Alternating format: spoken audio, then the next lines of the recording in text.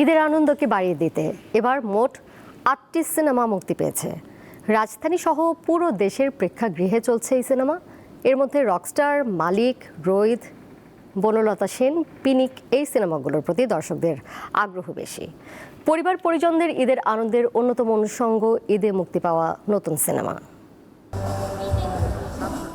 বহু বছর ধরেই ঈদ দেশের চলচ্চিত্র ব্যবসার সবচেয়ে বড় মৌসুম। সারা বছর ব্যবসায় মন্দা থাকলেও ঈদ এলেই চাঙ্গা হয়ে ওঠে প্রেক্ষাগৃহ। এবার ঈদে মুক্তি পাওয়া সিনেমাগুলো নিয়েও দর্শকদের আগ্রহ লক্ষ্য করা গেছে। এবারের ঈদের সবচেয়ে বড় আকর্ষণ হিসেবে ধরা হচ্ছে শাকিব খানের রকস্টারকে। আজমান রুশো পরিচালিত সিনেমাটিতে শাকিবকে দেখা যাবে এক রকস্টারের চরিত্রে। তাঁর ভিন্ন লুক, মিউজিক্যাল আবহ ও সাবিলা নূরের সঙ্গে জুটি ইতিমধ্যে দর্শকদের কৌতূহল বাড়িয়েছে। রাজধানীর মধুমিতা ও স্টার সিনেপ্লেক্সে চলছে রকস্টার। আমি, আমার বড় যা, আমার ননদের হাজবেন্ড, মানে সবাই মিলে আমরা ঈদে আসলে এবার আমার ননদের বাড়ি বেড়াতে এসেছি। সেইখান থেকে আমরা সবাই একসাথে ঘুরতে এসেছি। নতুন সিনেমা আপলোড হয়েছে, এই জন্য ভাবলাম যে চলো সবাই একসাথে সিনেমা দেখে আসি।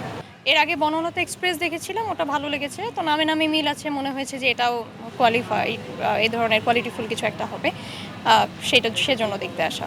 ঠিক করে এসেছিলাম যে রকস্টার দেখবো শাকিব খানের, কিন্তু হাউসফুল নাকি, কালো টিকিট নেই, পরশুদিন দেখবো। শাকিব খান তো বাংলাদেশের সুপারস্টার, যেমন আমি নিজেও আসলাম রকস্টার দেখলাম যে টিকিট নেই, দুদিন পরে টিকিট পাওয়া যাচ্ছে।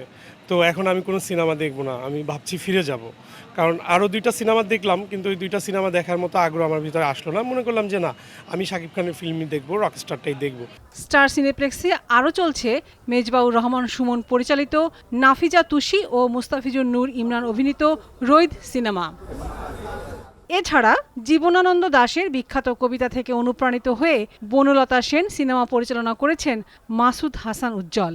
এতে জীবনানন্দের চরিত্রে অভিনয় করেছেন খায়রুল বাশার, আর বনলতা সেন চরিত্রে আছেন মাসুমা রহমান নাবিলা।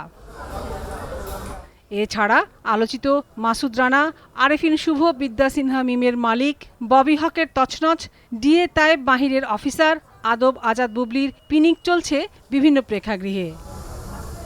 লাবণী গুহ, দীপ্ত সংবাদ, ঢাকা।